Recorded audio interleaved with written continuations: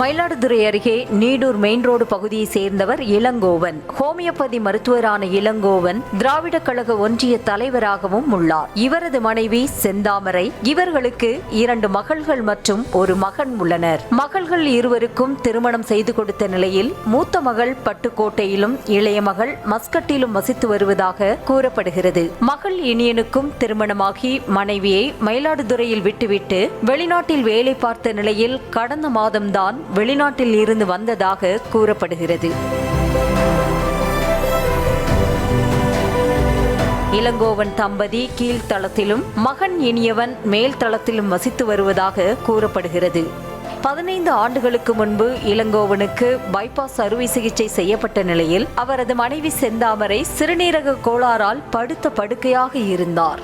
1க்கு 3 பிள்ளைகள் இருந்தும் வயதான தங்களை கவனித்துக் கொள்ள ஆளின்றி யாருமற்றவர்களாக தவித்து வந்துள்ளனர் இளங்கோவன் தம்பதியினர். அதிலும் படுத்த படுக்கையாக இருந்த மனைவியை பார்த்து கொள்ள ஆள் இல்லாததால் ஒரு கட்டத்தில் விரக்தி அடைந்த தம்பதி தங்களது வாழ்வை முடித்துக் கொள்ள துணிந்தனர்.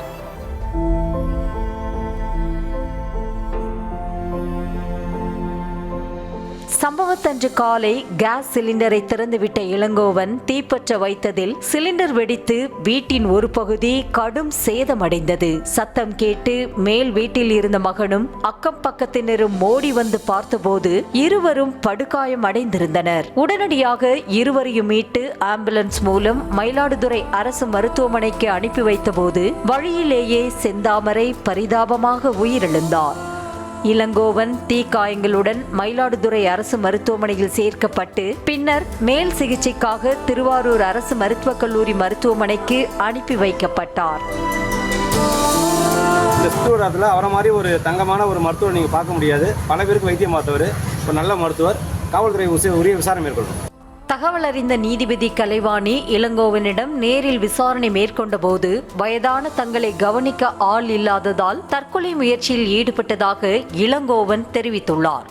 இந்த சம்பவம் குறித்து மயிலாடுதுறை போலீசார் தொடர்ந்து விசாரணை மேற்கொண்டு வருகின்றனர். சமீப காலமாக வயதான மற்றும் நோய் பாதித்த பெற்றோரை பிள்ளைகள் பராமரிக்காமல் தவிக்கவிடும் சம்பவம் அரங்கேறி வருகிறது. சிலர் தங்களது பெற்றோரை முதியோர் இல்லங்களிலும் சேர்க்கும் அவலம் அரங்கேறி வருவதை கண்கூடாக காண முடிகிறது. அதிலும் சிலர் சொத்துக்களை அபகரித்துக் கொண்டு பெற்றோரை வீதியில் விட்டு செல்கின்றனர். ஆசையாசையாய் பெற்று வளர்த்த பெற்றோரை வயதான காலத்தில் குழந்தைகளைப் போல கவனிக்க முடியாவிட்டாலும் குறைந்தபட்ச அன்பையாவது கொடுத்து அவர்களை அரவணைக்க வேண்டும் என்பதே பலரின் எதிர்பார்ப்பு. நியூஸ் தமிழ் செய்திகளுக்காக மயிலாடுதுறை செய்தியாளர் ஆர். செல்லப்பா.